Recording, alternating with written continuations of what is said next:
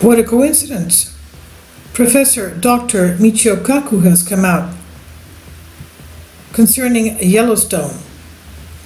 And he says, as Yellowstone awakens, it could literally tear the guts out of the United States of America. This is what Dr. Michio Kaku warns. This is on Zero Hedge by Tyler Durden. It's authored by Michael Snyder via the Economic Collapse blog. One day it will happen. The thing is that we're slowly seeing an uptick on quake swarms, not just in Yellowstone, but of course all along the San Andreas Fault, the Juan de Fuca, the Cascades subduction zone, even around the dormant volcanoes south of Palm Springs, and the Pisgah crater area and the lavic field there between Los Angeles and Las Vegas. All that area, even Salton Buttes has had around 2 or 3 magnitude earthquakes. So even Salton Buttes is getting. What's going on? I mean, the whole thing it's as if it's waking up. It's amazing. Now, let's see. This is what Dr. Michio Kaku said today. Scientists assure us that, he didn't say it today, but recently. This is by, as we said, Michael Snyder on Zero Hedge. Scientists assure us that one day the absolutely massive Yellowstone supervolcano will once again experience Category 8 eruption. Well, okay, it will, but it can have a smaller eruption in the meantime. It can have dike intrusions that come out. As the land cracks and the magma comes out to release itself, it fills the cracks. That's dangerous too, even though it's not really an eruption. It's sort of a burp. What can you say? It's still not good. But concerning the big Category VI8 eruption, if it would happen today, it would literally tear the guts out of the United States of America. This is what has been happening at Yellowstone in recent months is so alarming. We know that the ground has been rising and deforming, and that a 465-mile-long piece of molten rock is moving upwards directly under Yellowstone. And we know also that the major geysers at Yellowstone were more active last year and the beginning of this year than in any other year in our lifetimes. Are these signs that an eruption is coming? We better hope not, because as Dr. Michio Kaku recently told Fox News, there is, quote, a sleeping Godzilla underneath Yellowstone, end quote. I love the way he talks. He is so cute. Now, Dr. Kaku told Fox News, forget the image of Yogi Bear representing Yellowstone. We're talking about a sleeping Godzilla underneath Yellowstone. If it were to erupt in a maximum eruption called Category 8, it could literally tear the guts out of the United States of America. Instead of having 50 states of the Union, we would have 30 states of the Union, if that. And that's my comment. Now, we live at a time when seismic activity has been increasing all over the world, and if you see the videos before this one, they will increase in frequency and in intensity because of the fact that the Antarctic ice melt is happening so quickly. They're estimating it's happening 6 times faster than they originally thought. The pressure of the Antarctic weight of ice on the South Pole is lifting, which means that the bottom half of the Earth, which is like flattened out there and bulging at the equators, is going to release and go back into shape into a sphere, which means that all the rest of the tectonic plates in the world are going to start moving. Like the pieces of the puzzle that you're moving back into place. And that's bad news for for anything in subduction zones, anything around tectonic plates, the edges of the tectonic plates. That's the reality. I mean, the scientists are coming out with evidence concerning all this. You can't say, oh, you're fear-mongering again. Or, no, it's not fear-mongering. This is scientific evidence. And they're saying, it's as if they're saying, look, listen to what we found. It's going to happen. It's going to happen. Now we're talking about Yellowstone, but there's also the Long Valley caldera there. That's a supervolcano too. And then you've got the big badass thing that we had in Maine. I never even knew the Northeast had so many volcanoes. The lava from the main volcano was found in Europe and all the way down south to Mexico. Can you imagine what kind of a thing that was when it erupted? And how long it was flowing all this lava? Anyway, going back to this article, he says, we live at a time when the seismic activity has been increasing all over the world, and Yellowstone has also been exhibiting very unusual behavior. But Dr. Kaku says that we shouldn't worry too much because he believes that we will get warnings about Yellowstone eruption in advance. Well, we're getting warnings now. We're getting warnings now, aren't we? We have degassing, we have deformation, we have quake swarms. He says now, we live even the animals are running to flee the area. Now he says we'll get the Yellowstone eruption in advance. He says, unlike a meteor from outer space where you get no warning whatsoever, we get warnings.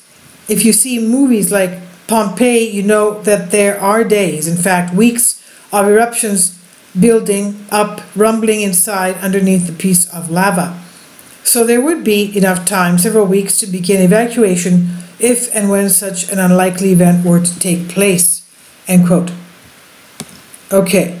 Now, the good thing is that there are not that many people living, because Yellowstone is in a park, it's a national park. But don't forget, it's not a regular volcano, it's a supervolcano. So it can extend for hundreds of miles out, where, of course, all these areas are populated with millions of people. Now, he says, but what if we have been ignoring the warnings that we have already been getting? He says, that's a good question. For example, Steamboat Geyser erupted more times in 2018 than in any other year in history. And the following comes from National Geographic. The Yellowstone Volcano Observatory, the YVO, reports that Steamboat has now set a record by erupting a whopping 32 times in 2018, a personal best for the geyser for a single calendar year. Previously, this geyser made it as high as 29 paroxysms back in 1964. Other nearby geysers have also been behaving fairly interesting of late. Ear Spring Geyser, for example, has been pretty quiet since 1957, but it erupted spectacularly a few months back and sprayed human garbage, even a baby's pacifier, from the 1930s everywhere. So, prior to last year, there had not been any eruption of the Steamboat Geyser for 3.5 years. In addition, the ground under Yellowstone has been steadily rising for the past few years, and the area was hit by 121 earthquakes in the month of December alone. That's not so. It's many hundreds of earthquakes more. There's more that are recorded than are reported. Now, going back to this, in the area of Norris Geyser Basin, GPS data indicate a minor amount of uplift over the past few months, with a total uplift of about 2 centimeters in the year of 2018, also continuing the trend that has been going on since 2015. So we're in the 4th year now of that, 5th year. Now, in the same Yellowstone eruption, the USGS revealed a total of 121 earthquakes were recorded in the Yellowstone area in December 2018 alone. It is indeed possible that when Yellowstone finally erupts, that we will get more of a warning than this, but it's also possible that we will not. When Yellowstone blows, life, as you know, it will instantly be over. If you are not in the immediate kill zone, you will have an opportunity to try to survive, but it won't be easy. One survivalist expert suggests that everyone should, quote, head east as fast as you can, end quote. He added, Zone 1, which is a radius of 100 miles, could see 70,000 people die instantly. Zone 2, which starts after 100 miles, would be covered in 10 feet of volcanic ash at 450 degrees Celsius. I mean, that's as hot as a grill oven. After the second zone, your chances of surviving increase, but still head east as fast as you can. Beyond Zone 6 is where you would be the safest in the U.S. for the short term, but the wind will greatly determine where the ash falls, end quote. Personally, I don't know if that is the best approach. The roads will be absolutely clogged, and there is no way that you are going to outrun the volcanic ash. If you get completely buried in volcanic ash in your vehicle, it will be all over. Of course, the truth is that if Yellowstone experiences a Category 8 eruption, most Americans will eventually die no matter what they do.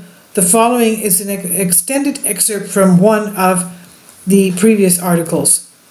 Hundreds of cubic miles of ash, rock and lava will be blasted into the atmosphere, and this would likely plunge much of the northern hemisphere into several days of complete darkness. Virtually everything within 100 miles of Yellowstone would be immediately killed, but as much more cruel fate would befall those that live in major cities outside of the immediate blast zones, such as Salt Lake City and Denver. Hot volcanic ash rocks and dust.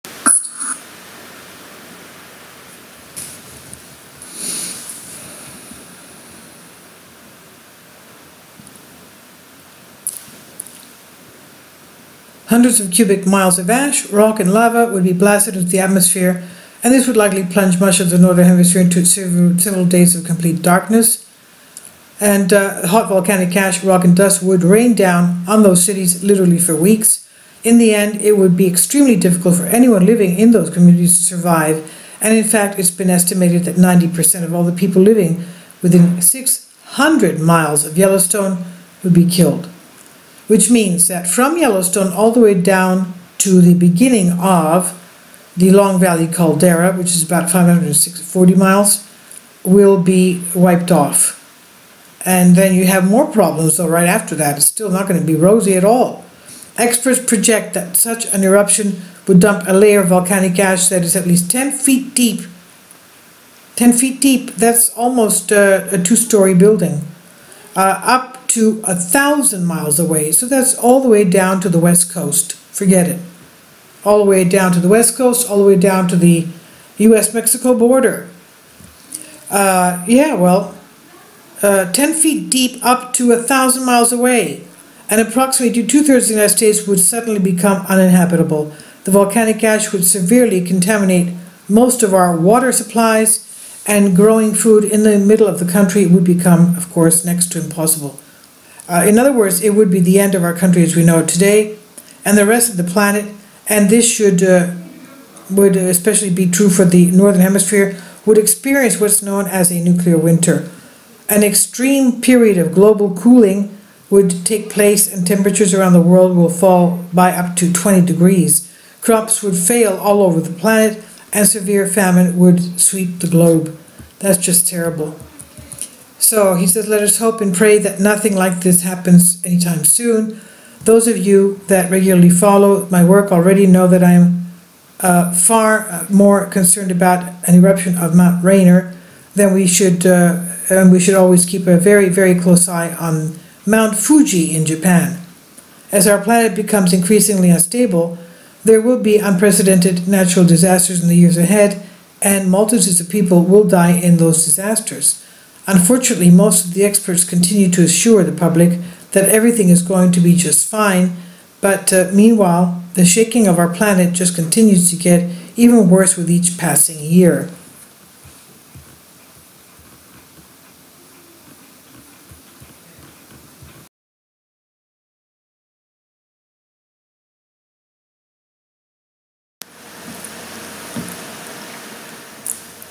If you'd like to join me on my Patreon account, you will hear content not covered by mainstream media. These riveting stories will be based on my research, and I will state my opinions and give my personal insight on diverse and controversial subjects and world events not covered by mainstream media, and not supported by YouTube guidelines. So whatever I have on my Patreon, most of those will not be on my YouTube channel. Please consider becoming a member today.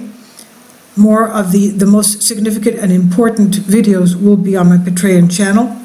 Your support helps me to continue my research and keeps this YouTube channel alive. And we depend on your support, your generous charity, because we help economically challenged families here in Athens, Greece, in Capota, and we also help the young generation with university tuition and the community around our church. Thank you.